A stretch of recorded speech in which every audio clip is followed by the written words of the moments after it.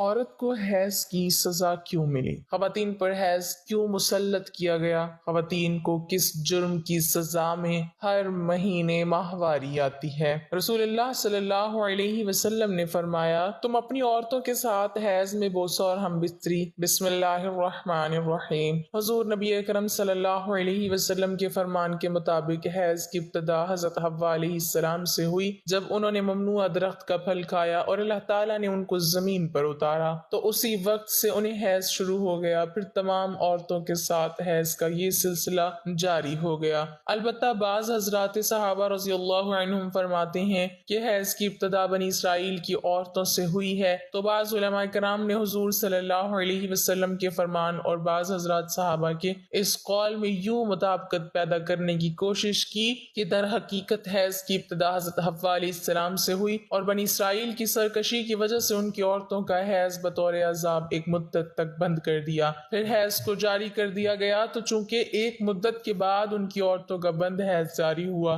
اس لیے ان سے حیض کی ابتدا کا قول کر دیا۔ لیکن امام بخاری رحمہ اللہ نے بنی اسرائیل کی عورتوں سے حیض کے شروع ہونے کا رد کیا اور فرمایا کہ اس یعنی بعض صحابہ کرام رضی اللہ عنہم کے اس قول کے مقابلے میں رسول اللہ صلی اللہ علیہ وسلم کی حدیث اکبر ہے، یعنی بڑی اور ثبوت کے اعتبار سے پختہ ہے، اور ایک نسخے میں اکثر کا لفظ ہے، یعنی حضور نبی اکرم صلی اللہ علیہ وسلم کی حدیث زیادہ عورتوں کو شامل ہے۔ چنانچہ صحیح بخاری میں ہے، یعنی اور نبی کریم صلی اللہ علیہ وسلم کا ارشاد ہے، یہ حیض وہ چیز ہے جسے اللہ تعالیٰ نے آدم علیہ السلام کی بیٹیوں پر لکھ دیا ہے۔ اس تعلیق کو امام بخاری رحمۃ اللہ علیہ نے آگے متصل سند کے ساتھ یوں بیان فرمایا، یعنی نبی کریم صلی اللہ علیہ وسلم نے فرمایا، بے شک یہ حیض وہ امر ہے جسے اللہ تعالیٰ نے آدم علیہ السلام کی بیٹیوں پر لکھ دیا ہے۔ امام بخاری رحمۃ اللہ علیہ نے بعض صحابہ اکرام رضی اللہ عنہم کے قول کو یوں ذکر کیا، یعنی بعض اصحاب نے فرمایا سب سے پہلے حیض بنی اسرائیل پر بھیجا گیا تھا۔ پھر آگے یوں ہے، ابو عبداللہ امام بخاری رحمۃ اللہ علیہ نے فرمایا اور نبی کریم صلی اللہ علیہ وسلم کی حدیث اکثر ہے۔ شارح بخاری فقیہ اعظم ہند مفتی شریف الحق امجدی رحمۃ اللہ علیہ تحریر فرماتے ہیں، حضرت ام المومنین اور حضرت ابن مسعود کا جو قول تعلیقاً مذکور ہے، اس سے معلوم ہوتا ہے کہ حیض بطور دنیاوی سزا پہلے بنی اسرائیل کی عورتوں کو آیا، اور اس حدیث میں یہ ہے کہ حیض بنات آدم کے لیے مقرر ہے۔ بنات آدم اپنے عموم کے لحاظ سے بنی اسرائیل سے پہلے کی عورتوں پر بھی صادق ہے۔ اس سے ثابت کہ روز اول ہی سے تمام عورتوں کو حیض آتا ہے۔ علاوہ ازیں قرآن مجید میں حضرت سارہ علیہ السلام کے بارے میں ہے، ان کی بیوی کھڑی تھی، ہنسنے لگی۔ طبری وغیرہ نے حضرت ابن عباس رضی اللہ تعالی عنہما وغیرہ سے نقل کی ہے، یعنی انہیں حیض آ گیا۔ نیز حاکم اور ابن منظر نے سند صحیح کے ساتھ حضرت ابن عباس رضی اللہ تعالی عنہما سے روایت کیا کہ حضرت حوا علیہ السلام جنت سے اتری تو انہیں حیض آنے لگا۔ اس پر امام بخاری نے فرمایا، رسول اللہ صلی اللہ علیہ وسلم کا ارشاد اکثر ہے، باعتبار روایت اس لیے اسے ترجیح حاصل ہے، ایک نسخے میں بجائے اکثر کے اکبر ہے، یعنی بنسبت صحابی کے قول کے حضور اقدس صلی اللہ علیہ وسلم کا ارشاد بڑا یعنی اجل و اکبر ہے، اس لیے اسے ترجیح ہے۔ علامہ عینی نے یہ تطبیق کی صورت نکالی کہ بنی اسرائیل پر ان کی سرکشی کی وجہ سے یہ عذاب آیا کہ ان کی عورتوں کا حیض بند کر دیا گیا۔ یہ عذاب اس طرح ہے کہ توالد و تناسل کے اسباب عادیہ میں حیض بھی ہے۔ جس عورت کو حیض نہیں آتا وہ لا ولد رہتی ہے، ایک مدت تک یہی رہا، پھر اللہ عز و جل نے جاری کر دیا، مگر تعلیق کا یہ لفظ اس توجہ کے مطابق نہیں، اس لیے راستہ یہی رہ گیا کہ امام بخاری نے جو فرمایا ہے اس کو اختیار کیا جائے۔ در مختار میں ہے، یعنی اور ابتدائے حیض کا سبب، یعنی حیض کی ابتدا کا سبب اللہ تعالیٰ کا حضرت حوا علیہ السلام کو ممنوع درخت کھانے کی وجہ سے مبتلا کرنا ہے۔ اس عبارت کے تحت خاتم المحققین علامہ محمد امین بن عمر بن عبدالعزیز عابدین دمشقی شامی رحمۃ اللہ علیہ تحریر فرماتے ہیں، یعنی علامہ علاء الدین حسکفی رحمۃ اللہ علیہ کا قول ہے، اللہ تعالیٰ کا حضرت حوا علیہ السلام کو مبتلا فرمانا آخر تک، یعنی اور حیض حیض قیامت کے دن تک حضرت حوا علیہ السلام کی بیٹیوں میں باقی رہے گا۔ اور بعض نے جو کہا ہے کہ سب سے پہلے اللہ تعالیٰ نے بنی اسرائیل پر حیض کو بھیجا، تو امام بخاری رحمۃ اللہ علیہ نے اپنے اس قول و حدیث النبی صلی اللہ علیہ وسلم اکبر اور نبی کریم صلی اللہ علیہ وسلم کی حدیث بہت بڑی ہے، اس کی وجہ سے بعض کے قول کو رد کیا ہے۔ اور یہ وہ حدیث ہے جو حضرت عائشہ رضی اللہ تعالی عنہا نے روایت کی ہے۔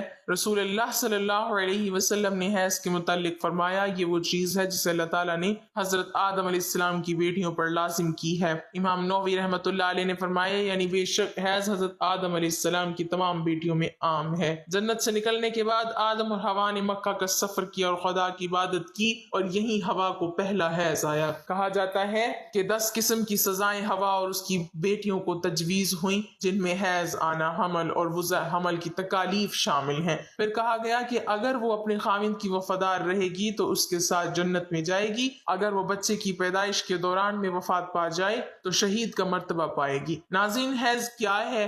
عورتوں کو حیض کی سزا کیوں ملی؟ عورت کی حیض کی ابتدا کب کیوں ہوئی؟ یہود و نصارہ حیض والی عورتوں کے ساتھ کیا سلوک کرتے تھے؟ اور قرآن مجید فرقان حمید میں حیض والی عورت کے حوالے سے کیا حکم ہے؟ حیض کے حوالے سے حضور نبی اکرم صلی اللہ علیہ وسلم نے ارشاد فرمایا، یہی ہماری آج کی ویڈیو کا موضوع ہوگا، اور آج ہم آپ کو عورت کے حیض کے ایام اور مسائل کے حوالے سے انتہائی اہم معلومات فراہم کریں گے۔ ناظرین، قرآن مجید فرقان حمید کی سورہ بقرہ کی آیت نمبر 222 میں اللہ رب العزت نے ارشاد فرمایا، آپ سے حیض کے بارے میں سوال کرتے ہیں، کہہ دیجئے کہ وہ گندگی ہے، حالت حیض میں عورتوں سے الگ رہو، اور جب تک وہ پاک نہ ہو جائیں ان کے قریب نہ جاؤ، ہاں جب وہ پاک ہو جائیں تو ان کے پاس جاؤ جہاں سے اللہ نے تمہیں اجازت دی ہے، اللہ توبہ کرنے والوں کو اور پاک رہنے والوں کو پسند فرماتا ہے۔ ناظرین، صحیح مسلم میں حضرت انس رضی اللہ تعالی عنہ سے روایت ہے، یہود میں سے جو کوئی عورت ایام سے ہو جاتی، یعنی عورت کو حیض ہوتا، تو وہ لوگ نہ صرف یہ کہ اس کے ساتھ کھاتے پیتے نہ تھے، بلکہ گھروں میں سونا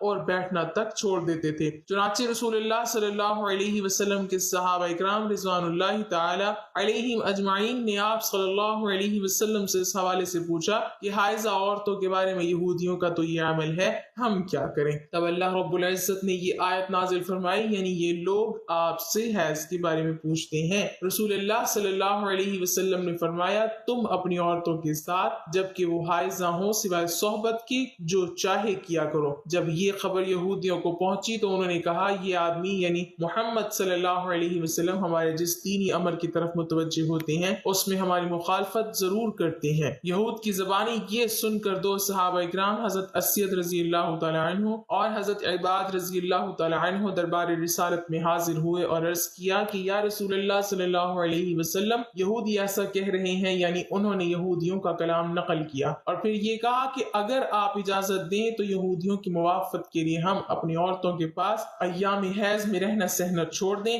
یہ سن کر رسول اللہ صلی اللہ علیہ وسلم کا چہرہ مبارک متغیر ہو گیا، اور ہمیں یہ گمان ہو گیا کہ آپ صلی اللہ علیہ وسلم ان دونوں پر خفا ہو گئے ہیں۔ وہ دونوں نکل کر چل دیے۔ ان کے جاتے ہی رسول اللہ صلی اللہ علیہ وسلم کے پاس کہیں سے تحفتاً دودھ آیا۔ آپ صلی اللہ علیہ وسلم نے ان دونوں کو بلایا اور ان دونوں کو دودھ پلایا تاکہ انہیں یہ پتہ چلے کہ رسول کائنات صلی اللہ علیہ وسلم ان سے ناراض نہیں ہیں۔ ناظرین، اس کی ابتدا کے حوالے سے صحیح قول یہ ہے کہ اس کی ابتدا حضرت حوا علیہ السلام سے ہوئی۔ حضرت حوا نے جب شجر ممنوعہ کا پھل کھایا، اسی وقت سے یہ بیماری خواتین کے ساتھ لگ گئی۔ بعض حضرات اس کی ابتدا بنی اسرائیل کی عورتوں سے قرار دیتے ہیں، مگر اس قول کو امام بخاری نے رد کیا ہے۔ ناظرین، حیض کی کم از کم مدت 3 دن اور 3 راتیں، جبکہ زیادہ سے زیادہ مدت 10 دن اور 10 راتیں ہیں۔ اگر کسی کو 3 دن اور 3 رات سے کم حیض آیا تو وہ حیض نہیں بلکہ استحاضہ ہے۔ اسی طرح اگر بیماری یا کسی اور وجہ سے کسی کو 10 دن اور 10 رات سے زیادہ آیا تو وہ جو 10 دن سے زائد ہوگا وہ بھی استحاضہ ہے۔ ناظرین، حدیث کی بعض کتابوں میں اس مضمون کی روایات بھی موجود ہیں جن میں کہا گیا ہے کہ بنی اسرائیل کی عورتوں کو مسجدوں میں جانے اور مردوں کے ساتھ باجماعت نماز ادا کرنے کی اجازت تھی۔ وہاں انہوں نے ایڑیاں اونچی کر کے مردوں کی تانک جھانک شروع کر دی، چنانچہ انہیں مسجد جانے سے روک دیا گیا اور ان پر حیض مسلط کر دیا گیا۔ یہ روایت مصنف عبد الرزاق اور مسند اسحاق میں حضرت عبداللہ ابن مسعود، حضرت اسماء بن ابی بکر اور ام المومنین حضرت عائشہ صدیقہ رضی اللہ تعالی عنہم سے مرفوعاً مروی ہے۔ ان میں بنی اسرائیل کے عہد سے عورتوں میں حیض کی ابتدا کی جو بات کہی گئی ہے وہ درست نہیں ہے۔ بعض صحیح احادیث سے اشارہ ملتا ہے کہ عورتوں میں حیض کی ابتدا روز اول سے ہے۔ حضرت عائشہ صدیقہ رضی اللہ تعالی عنہ حجۃ الوداع میں اللہ کے رسول صلی اللہ علیہ وسلم کے ساتھ حج کے ارادے سے نکلی، راستے میں انہیں حیض آ گیا تو وہ اس اندیشے سے رونے لگیں کہ اب وہ مناسک حج ادا کرنے سے محروم ہو جائیں گی۔